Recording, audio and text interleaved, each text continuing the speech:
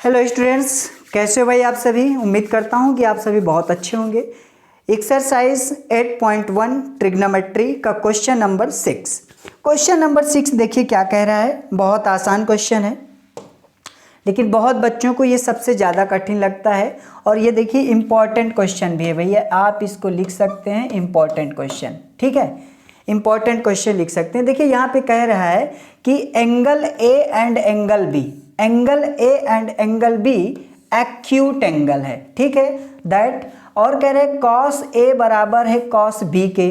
तो प्रूफ करिए, शो करिए कि एंगल ए और एंगल बी बराबर होगा। चलिए हम जो प्रश्न में कहा गया है हम उसी के हिसाब से सॉल्व करते हैं। हम लिख सकते हैं, क्या लिख सकते हैं अब यहाँ पे हम लिख सकते हैं कि कहा गया है कि एंगल ए और एंगल बी एक्यूट एंगल है। तो हम एक राइट एंगल ट्रायंगल यहाँ बना लिए, ये हमने बना लिया। और हमने यहाँ लिख दिया ए और बी दोनों एक्यूट एंगल है। और तो ये 90 डिग्री वाला क्या हो जाएगा भाई, ये हो जाएगा सी। ठीक है, उसके बाद कह रहा है कि कॉस ए बराबर है कॉस बी के। चलिए हम यहाँ से लिख लेते हैं गिवन से। गिवन क्या है भाई, यहाँ पे गिवन है। क्या गिवन है, कह रहा है कि कॉस ए बराबर है कॉस बी के, ये दिया गया है। अच्छा, अगर कॉस ए की बात करें, हम कॉस ए की दृष्टि से देखें तो ए कहाँ पे है, इस एंगल पे। इसके दृष्टि से देखेंगे तो कॉस बराबर क्या होता है। आप अब देखिए, आपको कंफ्यूजन होगी कि मतलब कैसे। देखिए अब आपको ध्यान देना है आपके फार्मूले P B P upon H H B पे, एच एच बी पे। अब यहाँ देखिए हमें पता है ये साइन होता है, ये कॉस होता है, ये टैन, कॉसिक से कॉट। तो यहाँ पे आप देखेंगे कि कॉस ए, कॉस वैसे तो कॉस क्या होता है बी अपान एच, तो बी अपान एच। ठीक है, बी अपान एच। जिस एंगल की बात होती है उसके सामने वाला हमेशा क्या होता है, ये होता है परपेंडिकुलर। ठीक है, उसके बाद 90 डिग्री के सामने वाला होता है हाइपोटेनियस, यानी बेस यहाँ पे ये क्या है, ये है। ठीक है, और परपेंडिकुलर ये है। तो यानी कॉस ए बराबर क्या होता है, बेस अपान हाइपोटेनियस। अब बेस क्या है, ए सी, ए सी बेस है, तो हम लिख लेते हैं भाई ए सी। उसके बाद क्या है, हाइपोटेनियस, हाइपोटेनियस क्या है, ए बी, हम लिख लेते हैं ए बी। क्या इतनी बात आपको समझ में आई है? बिल्कुल, इतनी बात आपको समझ में आ गई। हमने कहा जिस एंगल की बात होती है उसके सामने वाली साइड हमेशा परपेंडिकुलर होती है। ठीक है, तो एंगल ए के सामने परपेंडिकुलर क्या है, बी सी। ठीक है, और ये हाइपोटेनियस, ये बेस। लेकिन कॉस थीटा बराबर क्या होता है, बेस अपान हाइपोटेनियस। तो बेस कितना है, ए बी, सॉरी ए सी, और हाइपोटेनियस कितना है, ए बी, हमने लिख लिया।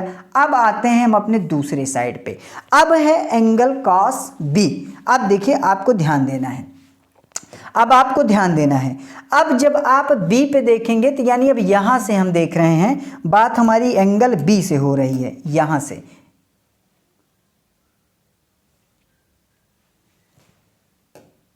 ठीक है, अब बात हमारी कहाँ से हो रही है, एंगल बी से हो रही है। यानी जब बी की बात करेंगे, बी से बात करेंगे, तो बी से बात करेंगे तो बी के सामने क्या हो जाएगा, ये बन जाएगा आपका परपेंडिकुलर, और ये बन जाएगा भैया क्या, बेस। ठीक है, ये बन जाएगा बेस। आप इस बात को समझ गए होंगे। अब देखिए कॉस बराबर क्या होता है, वही बेस अपान हाइपोटेनियस। तो बेस कितना है, बी सी। चलिए बेस कितना है भाई, बी सी, तो हम बेस लिख लेते हैं क्या, बी सी। और उसके बाद क्या है, हाइपोटेनियस, हाइपोटेनियस कितना है, ए बी। अब यहाँ पे ध्यान से देखिए, तो यहाँ पे देखिए ए बी और ए बी कैंसिल हो जाएगा। अब बचा क्या, ए सी बराबर बी सी। और हमें पता है कि जो किसी भी ट्रायंगल में अगर साइड इक्वल है तो उनके अपोजिट एंगल भी इक्वल होंगे। अगर दो साइड इक्वल है तो अपोजिट एंगल भी उसके इक्वल होंगे। तो अब यहाँ बताइए ए सी, ए सी, ए सी कहाँ है भैया, ए सी कहाँ है, ए सी, ए सी। तो ए सी के सामने कौन सा एंगल है, ए सी के सामने है एंगल बी, यानी यहाँ पे हो गया एंगल बी। बी सी कहाँ है, बी सी। अब बी सी के सामने कौन सा एंगल है, एंगल ए, एंगल ए। यही भैया ये देखिए प्रूव्ड हो गया बहुत ही आसानी से। हमें यही प्रूव करना था कि एंगल ए बराबर है एंगल बी के। तो उम्मीद करता हूँ कि आपको ये क्वेश्चन समझ में आ गया होगा, बहुत ही आसान क्वेश्चन था। तो चलिए मिलते हैं नेक्स्ट वीडियो में नेक्स्ट क्वेश्चन के साथ। Thank you.